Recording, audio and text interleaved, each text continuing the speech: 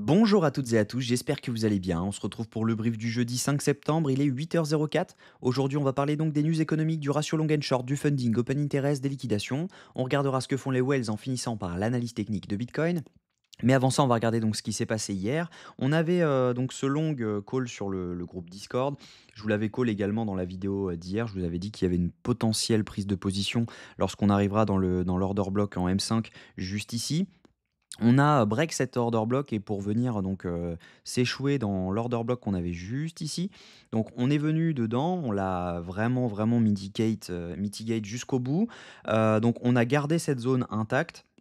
Donc derrière nous, bah, ce qu'on avait fait, c'est qu'on était rentré à 56 500 avec un SL, donc à 56 112. On ne s'est pas fait SL. En revanche, quand on est parti juste ici, j'ai décidé de BE le trade parce que ça commençait à avoir énormément de volat. Ça partait dans tous les sens, ça faisait juste du yo-yo dans tous les sens. Et vu que ben voilà, on avait failli se faire SL, juste ici, bah, je me suis dit: «La prochaine fois qu'on y retourne, c'est pour nous SL» et quand j'ai vu, donc ce pump, je me suis dit: «Bon, bah, allez, autant BE, ça soit ça part d'un coup, soit, ça vient tout simplement nous chercher» et l'erreur a été, en fait, de tout simplement de régler le BE, directement au moment où ça part. Il aurait fallu attendre au moins de break, les plus hauts juste ici pour derrière pouvoir, viser donc ce RR que je ne dise pas de bêtises, de 4,70. Donc vraiment intéressant comme trade. Malheureusement, le plan était bon, mais l'exécution était mauvaise. Il y a pas mal de gens sur le Discord, bien sûr, qui n'ont pas BE et qui, ont bénéficié donc de ce trade. Donc ça, c'est plutôt cool. Mais voilà, la mauvaise exécution de ma part. Maintenant, voilà, derrière, on a TP parfaitement, dans la zone que j'annonçais, donc dans cette zone-ci. Maintenant, voilà, reste à savoir si jamais maintenant on va pouvoir repartir à la baisse ou si jamais bah, on va prendre les liquidités qui sont juste ici ou si jamais en revenant donc dans cette zone-ci, derrière on peut repartir à la hausse. On verra ça directement ensemble. Mais il faut avoir un truc en tête, c'est que quand on dézoome un petit peu et qu'on se met en 4 heures, on avait un order block qui était juste ici. Donc là, on voit quand on prend cette mèche juste là, on a un order block et qu'on l'a pris à 50% tout pile. On a rebondi dans cet order block. Donc maintenant, est-ce qu'on va retourner plus bas ou est-ce que on va pouvoir, tout simplement rebondir maintenant et derrière on a notre bottom et on peut, rebondir tranquillement.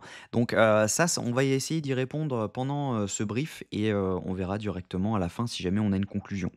Au niveau des news économiques, aujourd'hui, donc je n'ai pas mis le filtre, autant pour moi. Donc au niveau des news économiques, aujourd'hui, on va avoir le PMI service à 15h45.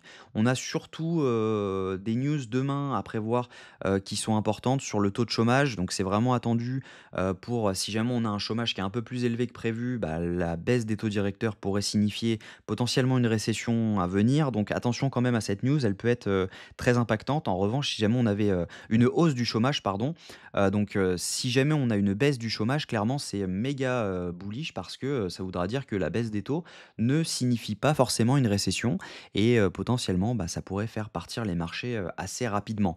Donc attention à cette news demain à 14h30. Aujourd'hui, bah, voilà, il y a le PMI service, mais clairement, c'est pas la news qu'on attend, à fond, donc voilà. C'est surtout demain qui va être important. Au niveau du ratio long and short, on a une augmentation du nombre de shorts sur les dernières 24 heures. On a beaucoup de liquidations qui sont en train de s'accumuler au nord. Il y a eu de nombreux longs également qui se sont ouverts, mais voilà, c'est plus des shorts sur les dernières 24 heures. Si jamais on regarde au niveau des funding open interest, c'est vraiment du long qui s'est ouvert juste là. Quand on regarde un peu tout ce qui s'est passé sur les exchanges, on voit que bah, les funding augmentent et l'open interest, lui, augmente également. Et ensuite, on voit donc à partir donc de ce top, on voit qu'il y a une augmentation, de l'open interest avec une diminution des funding. Donc ça veut tout simplement dire que tout ici, c'est que du short qui s'est ouvert et potentiellement, voilà, on a beaucoup de liquidations à venir chercher juste au-dessus. Donc on n'est pas à l'abri de refaire un mouvement, haussier pour venir tout chercher parce que, potentiellement, bah, on a fermé quelques, longues qui s'étaient ouverts quand on a fait ce dip parce que, pour rappel, hein, ils sont quand même pour la majorité ouverts quand on était déjà dans ce pump juste là. Donc ça veut dire qu'on est passé là-dessous et logiquement, on les a sortis soit SL, soit liquidé. Donc il va falloir avoir à l'œil ces informations. Au niveau des liquidations sur les dernières 24 heures, on voit donc les liquidations qu'il y avait à prendre Donc sur ces longues, bah, on les voit apparaître juste ici, hein. On avait des liquidations à venir prendre qu'on a pris parfaitement. Derrière, on a rebondi un petit peu. Maintenant, voilà, les liquidations des shorts dont je vous parlais se trouvent autour des 58 829 dollars. Donc potentiellement, on peut venir les chercher incessamment sous peu ou les garder pour plus tard. Maintenant, on va regarder donc ce qui se passe sur 3 jours. On a énormément de liquidations à venir chercher au-dessus. On a un petit cluster autour des 55 958 dollars. Voilà, on est vraiment en l'entre-deux, on est au milieu du range. Donc voilà, c'est pas conseillé de faire quelque chose pour le moment. En revanche, on va essayer de trouver une entrée potentielle pour pouvoir ouvrir un trade. Si jamais on regarde ce qui se passe au niveau des whales, on a clairement des rachats au niveau des whales, on le voit hein, juste là, on a des rachats. Sur les micro whales, on a des rachats également et les retails sont en train d'acheter également. On a tout dans le même sens. Donc potentiellement, on pourrait être proche d'un bottom. Maintenant, voilà, si jamais on repart en dessous de cette zone, on pourra viser aisément les 54 000 dollars. Donc ce sera déconseillé de long avant les 54 000 dollars. Donc techniquement, pour le moment, tant que ce bottom tient, on est haussier parce que clairement on a fait donc un choche quand on se met en H1, on a fait notre changement de tendance juste ici, on a fait un changement de tendance haussière. Donc potentiellement on peut continuer à dump juste sur ce mouvement et derrière pouvoir repartir à la hausse. Ça c'est mon plan. Je doute que bah voilà que ce bottom soit repris tout de suite. À mon avis, on a plus à prendre au-dessus que là-dessous. Maintenant, voilà, on n'est pas à l'abri d'y revenir et d'avoir pris tout simplement la zone OTE de ce mouvement-ci. Quand on regarde juste là, hein, on n'est pas à l'abri juste d'avoir pris la zone OTE de ce mouvement et derrière pouvoir repartir à la baisse tranquillement. Parce qu'on est quand même baissier quand on regarde en moyenne time frame, c'est vraiment en low time frame qu'on est haussier. Donc attention quand même, là c'est un entre-deux, il faut savoir choisir son camp. Et moi je vais être plutôt du camp des mouvements haussiers pour le moment. Parce que pour moi, voilà, on a de grandes chances de rebondir fort. Maintenant, à voir parce que, si jamais on a des news négatives demain avec, le chômage et cetera, on peut très bien venir visiter les 54 000 voire beaucoup plus bas, voire, ce serait les 52 900 à, 54 000 dollars. Donc, attention quand même à cette news demain, à avoir en tête, qu'il faut mesurer son risque parce que les news peuvent être violentes à venir. Donc si jamais on regarde techniquement, actuellement on a eu ce mouvement-ci, et on pourrait revenir tout simplement chercher la zone OTE de ce mouvement. En revanche, si jamais on revient dans cette zone, il ne faut pas oublier que juste ici, on a laissé un équal low. Donc potentiellement, si jamais on revient dans cette zone, on peut très bien mécher juste en dessous, derrière repartir et pouvoir poser un bottom. Donc voilà le plan pour moi de la journée. On va continuer à dump tranquillement et on va pouvoir ensuite repump et ouvrir potentiellement un long sur un setup sympa. Donc si jamais on se met en M15, bah voilà, on a donc cet order block qui traîne juste ici, mais voilà, je pense qu'il ne tiendra pas si jamais on y vient parce que dû essentiellement à l'équal low, donc on a cette zone-ci à venir chercher. Donc potentiellement, voilà, cette zone pourrait être une zone de longue avec un SL, je le répète, dessous.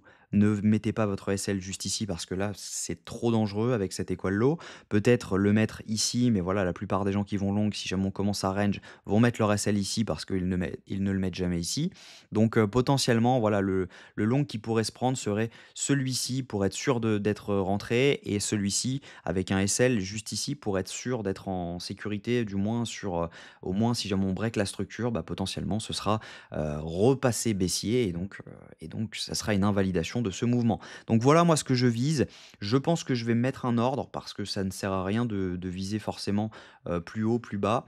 Donc autour des 56 484 dollars avec un SL autour des 55 546 dollars pour derrière pouvoir venir target au moins, je pense. Donc ces plus hauts qui sont situés juste ici. Là, on voit qu'on avait un equal high qui traînait juste ici.